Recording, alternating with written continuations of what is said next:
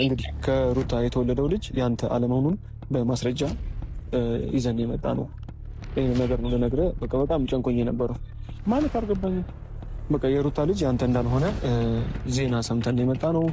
በቃ መረጃዎችን ጠይቀን ሁሉ ነገሮችን አጣርተን የመጣ ነው።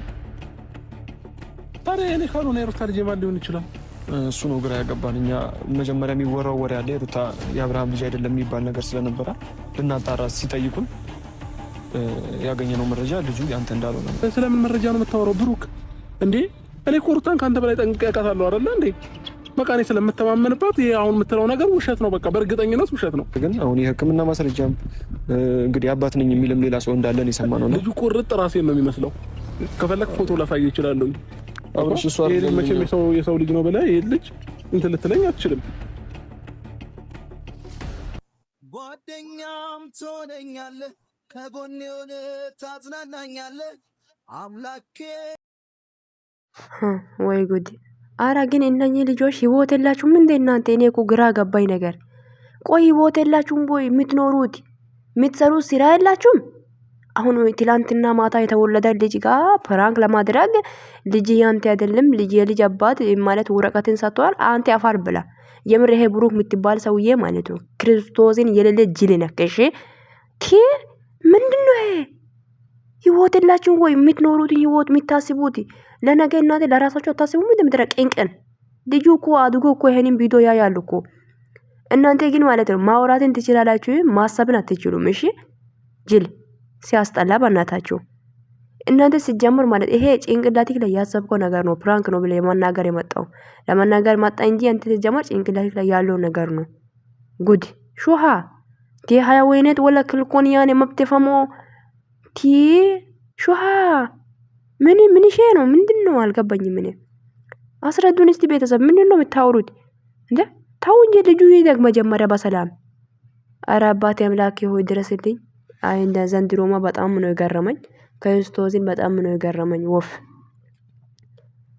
ሰላም ሰላም ውዶች እንዴት ናችሁ? ደህና ናችሁ ወይ? ባላችሁበት ቦታ ሰላማችሁ ይብዛ። እኔ ደህና ነኝ። ግሬስ ጨረቃ ሁላችሁም ባላችሁበት ቦታ ሰላማችሁ ብዝት ይበልልን። እኔ ማለት ነው እነኚህ ቅዘናሞች በጣም ነው የገረሙኝ ማለት ነው። ከዚህ በፊት በማይሆን ውሸት ምንድነው የሁለቱም ህይወትን ለመበጥበጥ ነው የመጡት እና እዚህ ጋር አብርሽዬ በጣም ነው ያደነቁ። ሚስቲክ ላይ በጣም ትተማመናለህ፣ እምነት አለ እና እምነትና ተስፋ ቃል ሶስቱም ጸንቶ ይኖራል ለመጻፍ ሲናገር ሶ አንተ ማለት ነው አንተ የሆንክ በሽተኛ አንተ በሽተኛ ነህ። እግዚአብሔርን ጭንቅላት የሌለ በሽተኛ ማለት ነው። ግን እንዴት ነው ማለት ከብሩክ ማለት ምንድነው ባለው ከአብርሽና ከሩታ ህይወት ለምንድን ነው የማትወጡት? ውጡ እንጂ ከነሱ ህይወት ምን አገባችሁ? ህይወታችሁ ኑሩ። ህይወት የላችሁም እንዴ? ያልገባኝ ማለት ለራሳችሁ ማሰብ አትችሉም? ለራሱ ህይወት መኖር አትችሉም እንዴ? ምንድነው ሁሌ ከነሱ ልጆች ስር የምትሉት? ይኑሩበት በሰላም ካላስ ፍቱ። ቤተሰብ እኔ በጣም ገረመኝ እኮ። ከዚህ በፊት በጣም ችግር ውስጥ ሆኖ እግዚአብሔር ብሎ ታረቁ። ልጁም ተወለደ። ሩታዬ እንኳን በነገራችን አይኔ እንኳን ተወለደ እንኳን በሰላም ወለድሽ፣ እንኳን በሰላም ተገላገልሽ አላልኩሽም? እግዚአብሔር አምላክ እንኳን ረዳሽ፣ እንኳንም ወለድሽ የኔ ውድ እህት።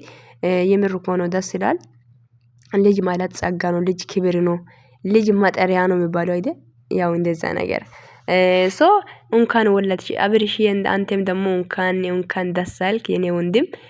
እግዚአብሔር በልጅ ይባርካል። ከዚህ በኋላ ደግሞ በብዙ ነገር ይባርካልና ጠላቶችክ ደግሞ ግን ዙሪያ ላይ ያለው ከነዚህ ጠላቶች ብትሪቅ ነው ጥሩ የሚመስለኝ እኔ። የምር እኮ ነው አብርሽ፣ ከነዚህ ሰዎች መራቅ ነው ያለብህ። ከነዚህ ኢባታሞች እነኚህ የወል ህይወትክ ላይ ማይሆን ነገር ለማድረግ ነው እየሞከሩ ያሉት። ምንድነው ይሄ የሚያወራው ነገር ማያቅ? ለፕራንክም ቢሆንም ይሄ ነገር ማለት ነው ክብረ ቢስ ነገር አታውራ አይባልም። ሼም ነው። እሺ ሼም ማታቁት ጅል ናችሁ። እሺ አንተ በቲክ ላይ ወይ አፍክ ላይ እንደመጣ አትናገር። ልጅክ ያንተ አይደለም ኤረር በከንቱ። ምክንያቱም አንድ ሰው ማለት ነው ለፕራንክ ብላችሁ የምትናገሩት ነገር መጀመሪያ ማለት ነው ሐሳባችሁ ላይ ያለው ነገር እኮ ነው። ንገራችሁ የምር እኮ ነው። መጀመሪያ ያሰባችሁ ጭንቅላት ውስጥ ላይ ያለው ነገር ነው ማለት ነው። አስባችሁ ያጋናዝባችሁ ያስቀመጣችሁትን ነገር ፕራንክ ነው ብላችሁ ለመናገር ትመጣላችሁ ማለት ነው። ወይ ጉድ! አይሰው ግን አረ ግን ተው ግን አረ ተው ልጆች ይኑርበት እንደ ሩታና ከአብርሽ ህይወት ውጡ በእውነት ውጡ። ይደብራሉ እኮ ህይወቱን ይኖሩበት እነሱ። ጤነኞች አይደላችሁም እንዴ እናንተ?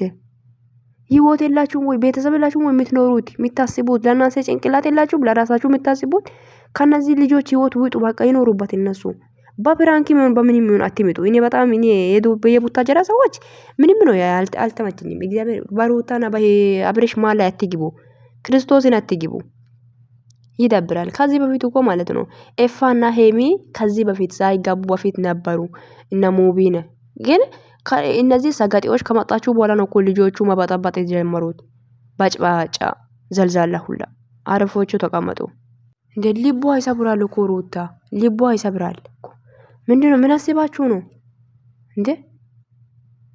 ቆይ የምታስቡት ጭንቅላት የላችሁም እንዴ እናንተ? እንደዚህ ብለን ፕራንክ ስናረግ ምንድነው የምታስበው? ምን ልታስብ ትችላለች? ምን ሊፈጠር ይችላል አትልም እንዴ አንተ? እንዴ መጣልህ የምታወራው? በእውነት ባክት ነህ። እውነቱ ባክት ነህ። ሄይ ቤተሰቦ እኔ በጣም ነው እኔ ደበረኝ። ሰው ግን ዝም ብሎ እንደመጣ ነው እንደምናገረው ዘንድሮ። ውይ ይገርማል እንግዲህ